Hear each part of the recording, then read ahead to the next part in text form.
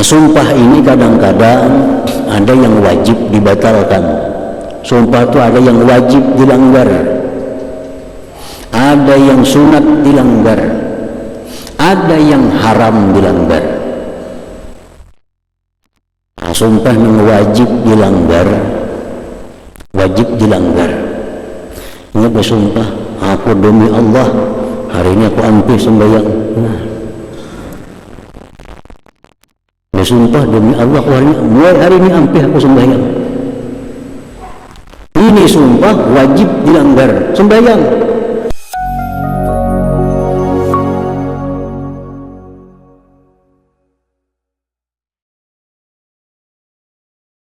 Jadi apa itu agung? Apa itu azim? Sesuatu yang kada bisa diselidiki kebesarannya dengan mata, telinga ataupun hati kita. Disebutlah dia Maha Agung. Al-mu'min bismillahirrahmanirrahim ayyu'azzim Allah Ta'ala.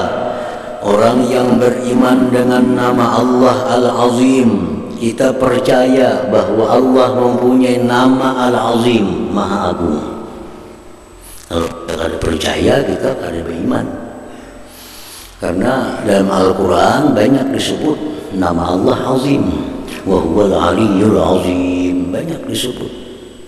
Jadi secara sahih bahwa Al-Azim itu nama Allah.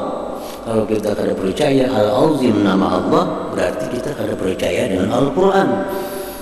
Nah, kada percaya dengan Al-Quran sama kada percaya dengan Allah Subhanahu wa Ta'ala. Jadi wajib kita percaya bahwa Al-Azim itu adalah nama Allah Subhanahu wa Ta'ala karena ada dalam Al-Quran. Nah, kalau sudah kita percaya, beriman bahwa Allah Ta'ala itu punya nama Al-Azim, ayyu'azzim Allah Ta'ala. Kalau kita percaya Allah itu Maha Agung, maka kita mesti mengagungkan Allah. Kita percaya Allah Maha Agung, kita mesti mengagungkan Allah Ta'ala. Bagaimana kita mengagungkan Allah?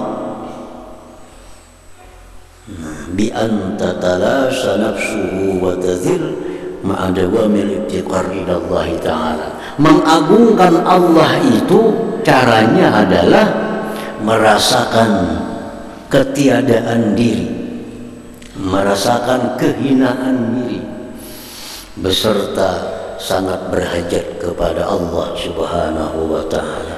Orang yang menganggap Allah Ta'ala itu agung, Maha Agung, berarti dia hina dirinya. Karena kalau mau agung itu dua. Kalau satu agung, satu berarti hina. Allah dipercaya Maha Agung, berarti kita ini maha hina. Maha hina. Dalam sembahyang kita berdiri tegak, membaca Al-Quran, Fatihah dan surah. Nah, sampai kepada batasannya kita ruku. Ruku itu membungkukkan tubuh. Asalnya tegak jadi bungkuk. Apa yang kita ucapkan dalam ruku? Subhana rabbiyal azim. Subhana rabbiyal azim. Maha suci Tuhanku yang maha agung. Begitu kita ingat Allah Maha Agung, kita mesti bungkuk. Ada mau tegak. Nah, Subhan Rabbiyal Azim, Allah itu Tuhanku Maha Agung, otomatis tunduk. Nah, itu kalau dalam sembahyang. Kalau di luar sembahyang kita ingat bahwa Allah itu Maha Agung, kita merasa bahwa diri kita ini kada punya apa-apa. Kita merasa diri kita ini sangat lemah, sangat hina, sangat kecil, karena ada yang Maha Agung. Jakanya dalam sembahyang itu kita ruku tuh, ruku. Nah, para muhibbin rahimakumullah, jadi bacaan ruku Subhan Rabbiyal Azim disertai dengan membungkukkan tubuh. Karena kada patut orang yang mengucapkan azim Allah Maha Agung sedangkan tubuhnya masih tegak, itu kada patut. Nah, mengakui Allah Maha Agung maka badannya pun bungkuk. Nah, tunduk hormat artinya kepada yang Maha Agung itu. Nah, jadi pertama itu Kalau kita beriman bahwa Allah itu Maha Agung, agungkan Allah. Bagaimana cara mengagungkan Allah? Tidak ada lain caranya adalah merasakan kehinaan diri, merasakan kecilnya diri, merasakan remehnya diri karena berhadapan dengan yang Maha Agung, Allah Subhanahu wa Ta'ala. Nah, yang kedua, kalau orang itu beriman kepada Allah yang Maha Agung, wa ayyu'azzima ma'azzamahullah, dia mengagungkan apa-apa yang diagungkan oleh Allah. Allah ini Maha Agung. Ada makhluk-makhluknya yang diagungkan oleh Allah. Nah, kalau Allah mengagungkan sesuatu itu, kita pun wajib mengagungkan sesuatu itu. Jangan sampai Allah mengagungkan sesuatu, kita meremehkannya. Berarti kita ada beriman dengan nama Allah yang Maha Agung. Buah dari iman Allah itu Maha Agung, kita mengagungkan Allah dan mengagungkan sesuatu yang diagungkan oleh Allah Subhanahu wa Ta'ala. Kita membesarkan Allah, membesarkan sesuatu yang dibesarkan oleh Allah Subhanahu wa Ta'ala. Apa contoh sesuatu yang dibesarkan Allah, yang diagungkan Allah? Contohnya mislul qasam, seperti sumpah. Nah, sumpah, Allah berfirman dalam Al-Quran Al-Karim, wa innahu qasamun law ta'lamuna azim. Itu sumpah, ujar Tuhan, jika kalian tahu, sumpah itu azim, agung. Sumpah itu besar. Kenapa sumpah itu dikatakan Allah agung? Karena sumpah itu memakai nama Allah, demi Allah. Jadi sumpah ini jangan dianggap penting. Sumpah jangan dianggap remeh. Kenapa? Karena diagungkan oleh Allah. Kalau kita menganggap remeh sumpah, berarti kita menganggap remeh yang diagungkan oleh Allah Subhanahu wa Ta'ala. Dosanya besar. Nah, para muhibbin rahimakumullah, bagaimana cara mengagungkan sumpah itu? Nah, sumpah diagungkan oleh Allah. Dalam Al-Quran disebut, wa innahu laqasamun law ta'lamuna azim. Nah, kita membesarkan, mengagungkan sumpah. Bagaimana cara membesarkan sumpah? Nah, membesarkan, mengagungkan sumpah itu, satu, dengan cara jangan suka bersumpah. Jangan suka bersumpah, karena sumpah sesuatu yang agung. Imam Syafi'i radhiyallahu berkata, ma halabtu billah sadikan la sadikan wala kaziban qattu. Imam Syafi'i berkata, aku tidak pernah bersumpah sepanjang hidupku, baik aku benar apalagi dusta. Nah, ini bukti mengagungkan dengan sumpah. Wah, sumpah ini berat. Bila melanggar, melanggar Allah artinya. Karena yang digunakan sumpah demi Allah, nama Allah. Nah, makanya Allah menyebutkan bahwa sumpah itu adalah sesuatu yang besar. Jangan suka sering bersumpah. Qala ba'dul ahli tafsir, la tuksirul halifa billah wa in kuntum barrin muslihin fa inna kasratul halif darbun minal jur'ah 'ala Allah Ta'ala. Berkata ahli tafsir, jangan kau suka, jangan kau banyak bersumpah, sekalipun benar, sekalipun baik, jangan bersumpah. Karena banyak sumpah itu semacam berani atas Allah Ta'ala. Dikit-dikit demi Allah, ada perlu demi Allah juga. Termasuk dalam hal urusan dunia. Sangat murah kalau Allah itu dipakai hanya urusan dunia. Berapa barangnya harganya? 100.000. Jernang calon pembeli 75 aja lah. Demi Allah rugi apa demi Allah urusan itu?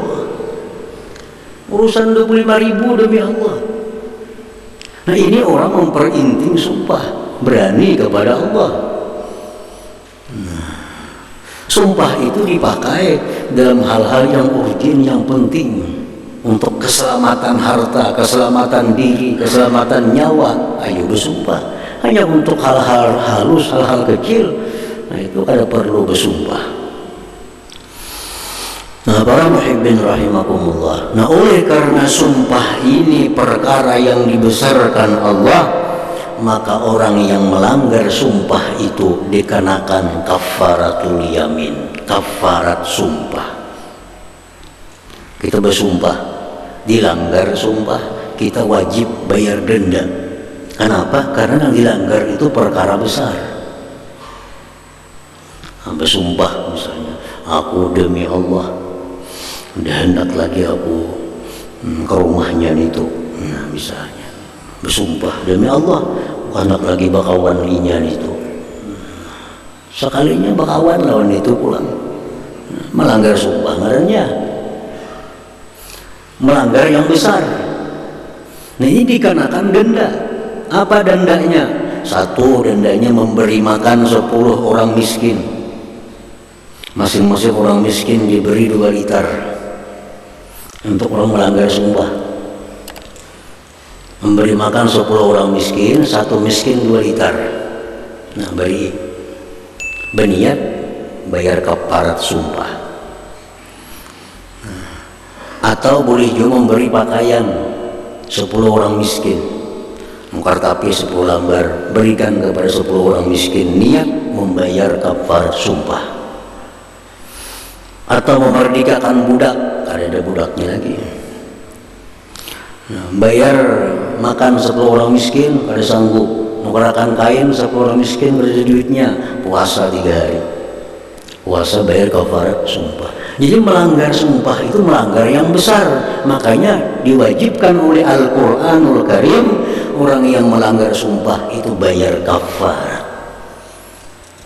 Nah, para muhibbin rahimakumullah, jadi jangan anggap remeh sumpah-sumpah itu. Berarti kita meremehkan apa yang diagungkan, yang dibesarkan oleh Allah Subhanahu wa ta'ala. Nah, sumpah ini kadang-kadang ada yang wajib dibatalkan. Sumpah itu ada yang wajib dilanggar, ada yang sunat dilanggar, ada yang haram dilanggar. Nah, sumpah yang wajib dilanggar, Ini bersumpah, aku demi Allah hari ini aku hampir sembahyang. Bersumpah demi Allah, mulai hari ini hampir aku sembahyang. Ini sumpah wajib dilanggar, sembahyang. Sumpahnya kayak apa? Bayar kafarat sumpah tadi. Bayar kafarat sumpah. Ada sumpah yang sunat dilanggar. Orang bersumpah, mulai hari ini aku demi Allah aku kada sembahyang lagi tarawih. Sembahyang tarawih sunat. Nah, sunat dilanggar sumpah, langgar sumpah sembahyang tarawih, tapi bayar, wajib bayar kafarat sumpah itu. Ada yang boleh dilanggar. Demi Allah, aku mulai hari ini aku pada makan nasi lagi, panggung bili aja lagi, bersumpah. Nah, boleh dilanggar, makan nasi, tapi bayar kafarat sumpah. Nah, ada yang haram dilanggar. Aku mulai hari ini demi Allah kada akan melakukan zina lagi. Mulai hari ini aku demi Allah aku kada akan minum lagi minuman yang memabukkan. Dilanggarnya itu 2 kali dosanya. 1 dosa melanggar sumpah, 2 dosa melakukan maksiat itu. Nah, para muhibbin rahimakumullah, itu sumpah salah satu contoh yang diagungkan oleh Allah. Kita pun juga wajib mengagungkannya. Cara mengagungkannya, jangan suka bersumpah. Nah, yang kedua, contoh apa-apa yang diagungkan oleh Allah Subhanahu wa ta'ala, al-jannah, surga. Surga ini ciptaan Allah yang dibanggakan Allah. Allah sangat bangga menciptakan surga dan diagung-agungkan oleh Allah surga itu. Nah, karena surga ini diagungkan oleh Allah, kita pun wajib mengagungkan surga. Bagaimana cara mengagungkan surga? Caranya sangat ingin masuk ke dalamnya. Karena surganya diagungkan oleh Allah, timbul hati kita sangat ingin untuk masuk surga. Tanda orang yang mengagungkan surga. Kalau kamu sedang ada surga, kalau hendak benar masuknya, ini baik orang diamalkan. Boleh jamaah amalkan ini kan masuk surga, mari amalkannya. Soalnya mengagungkan surga, kepingin dengan surga itu. Ikam jangan melakukan ini. Bila melakukan ini, kan kada bakal ke surga, kada waninya, kada bakal ke surga. Karena surga sangat diagungkannya. Ini contoh orang mengagungkan surga. Nah, orang yang kada mengagungkan surga, ikam baik baca ini nah. Ikam bila baca ini 3 kali ke surga mati. Dosa gini aku ada bapak itu kada ke surga mati. Nah, ini orang kada mengagungkan surga. Kalau kita kada mengagungkan surga, risikonya 2. 1, dosa besar. Yang kedua, bisa murtad. Bisa murtad. Surga yang diagungkan Allah, kita kada kepingin. Nah, jadi surga wajib diagungkan. Dan lagi sebagian yang diagungkan Allah apa? Neraka, an-nar. Dalam Quran disebut walahum bil akhirah azabun azim. Mereka di akhirat nanti azabun azim, azab yang agung, azab yang besar, azim, neraka. Nah, neraka ini diagungkan oleh Allah, diagungkan oleh Allah supaya apa? Supaya jangan hendak masuk ke neraka. Nah, orang yang kadang mengagungkan neraka, dia mau masuk neraka. Kan jangan melakukan inilah bujurai untung, tapi kan masuk neraka, dia akan neraka. Nah, ini orang kadang mengagungkan neraka. Nah, orang yang berucap biarkan neraka mati dari bapak juga. Ini antara 2. Bila ada dosa besar atau keluar dari agama Islam. Nah, jadi neraka, surga jangan jadi bahan ulu-ulu. Sumpah jangan jadi bahan ulu-ulu. Karena ini sesuatu yang diagungkan oleh Allah Subhanahu wa ta'ala. Nah, para muhibbin rahimakumullah, wal Quran, Quran ini yang diagungkan Allah. Allah berfirman, wa laqad atainaka sab'an minal mathani wal Qur'anal azim. Nah, Qur'anal azim, Quran yang agung. Makanya Quran itu kada boleh disentuh kalau kada bersuci. Quran kada boleh diletakkan di lantai sejajar dengan sandal. Kada boleh. Kenapa? Quran itu sesuatu yang diagungkan oleh Allah dan kita wajib mengagungkannya. Mengagungkan Al-Quran itu wajib. Meremehkan Quran itu dosa besar dan bisa menyebabkan dia keluar daripada agama Islam. Nah, para muhibbin rahimakumullah, ada seorang ahli maksiat. Ahli maksiat itu serba mau artinya. Minum mau, segala mau. Jalan. Melihat ada di jalan tulisan Bismillahirrahmanirrahim. Di jalan, di kartak ada kertas bertulisan Bismillahirrahmanirrahim. Melihat orang ahli maksiat tadi, oh ini nama Allah nih, Quran nih. Diambilnya Bismillah tadi, diambilnya Bismillah tadi, dibersihkannya, diletakkannya ke tempat yang tinggi. Nah, di akhirat Allah berterima kasih dengan orang ini dan diampuni Allah dosa-dosanya karena mengagungkan nama Allah Al-Quranul Karim. Orang ahli maksiat melihat ada Bismillah di kartak, ambilnya, bersihkannya, diciumnya, diletaknya ke tempat tinggi. Di akhirat Allah mengucapkan syukur kepadanya sekaligus diampuni dosa-dosanya. Nah, jadi jangan dianggap inting Quran yang ditimbai, Quran yang diulah di mana-mana karena itu sia-sia. Jangan. Quran itu ada aturannya. Kalau Qurannya sudah kada kau dipakai lagi, ada aturannya kayak apa caranya. Ini Quran dibaca sudah kada kau lagi, sudah hurufnya sudah, kertasnya sudah rusak, buang ke sampah, kafir kita. Nah, Quran udah pakai lagi, buangnya ke sampah, kafir kita. Nah, jadi kalau menghadapi Quran macam itu disebutkan dalam kitab-kitab fikih, cari tempat tanah, tabuk tanah, tabuk patak Quran di situ. Nah, itu menyelamatkan Quran yang sudah kada kau dimanfaatkan lagi. Ini membuang Quran karena kalau sembarangan kayak membuang sampah kantungan itu. Ini benda yang agung, Al-Quran Al-Azim, dan Quran yang agung, ujar Tuhan. Kalau Tuhan menyebut agung, kita wajib mengagungkan Al-Quran. Wa kaidun nisa, dan sesuatu lagi yang diagungkan Allah, tipu daya wanita, tipu daya perempuan, godaan perempuan. Ini disebut Allah dalam Al-Quran, inna kaidakunna azim. Tipu daya perempuan, godaan perempuan itu azim, besar. Jangan dianggap penting. Banyak nabi-nabi yang ditegur oleh Allah karena urusan perempuan. Banyak aulia-aulia yang dicabut kewaliannya oleh Allah karena godaan perempuan. Banyak orang yang mati kehilangan iman karena godaan perempuan. Jadi jangan anggap enteng godaan perempuan, karena Allah menyebut inna kaidakunna azim, godaan kalian itu azim, besar.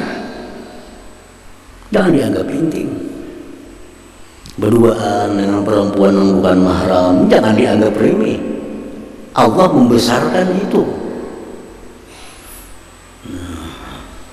Nabi Yusuf ada sangkut paut dengan perempuan. Nabi Daud ada sangkut paut dengan perempuan sehingga ditegur oleh Allah Subhanahu wa ta'ala. Ada aulia-aulia yang dicabut kewaliannya karena tergoda dengan perempuan. Ada orang yang imannya bagus tapi matinya keluar Islam karena perempuan.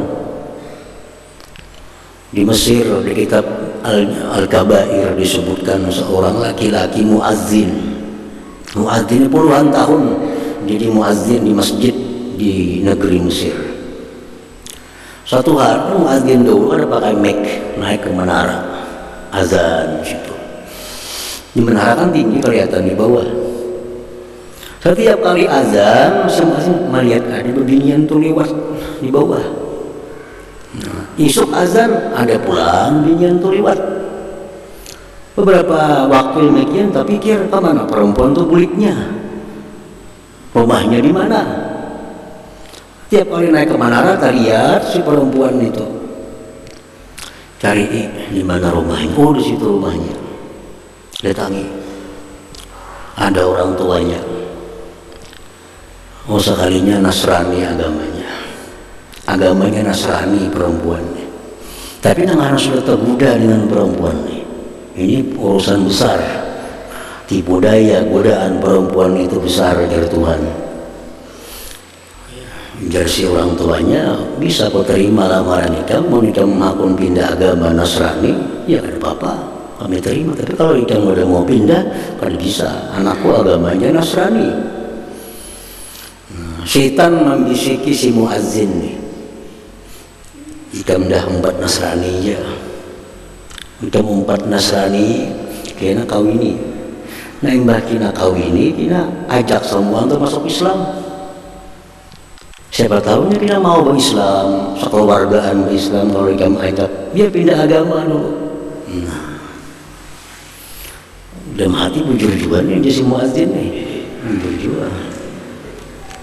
Sudah terima, pindah dari agama Islam, kawin di gereja, kawin di gereja. Malamnya si perempuan kamar di atas luting. Nah, malamnya si muazzin ini naik ke luting, naik sampai tangga yang paling atas, tergelincir gugur ke bawah, mati. Pas mati dalam keadaan agama Nasrani, mati dalam keadaan agama Nasrani. Kenapa sebabnya? Asal muasalnya tipu daya si perempuan tadi. Jangan anggap remeh soal perempuan. Banyak iman yang hilang karena perempuan. Makanya Al-Quran menyebut inna kaidakunna azim, tipu daya perempuan itu besar. Nah, para muhibbin rahimakumullah, yaumul qiyamah, hari kiamat. Hari kiamat disebut dalam Al-Quran Yaumun Azim. Hari kiamat itu disebut Quran hari yang besar, hari yang agung. Nah, kalau kita mengagungkan hari kiamat itu macam apa caranya? Nah, kalau kita mengagungkan hari kiamat, maka kita mesti bersiap-siap menyediakan bekal sanggup untuk menghadapi hari kiamat itu. Karena disebutkan dalam Quran bagaimana huru-haranya hari kiamat, bagaimana huru-haranya di padang mahsyar. Kalau kita kada persiapkan, kita akan kesulitan-kesulitan di padang mahsyar itu. Disebut Quran Yaumun Azim, hari yang besar.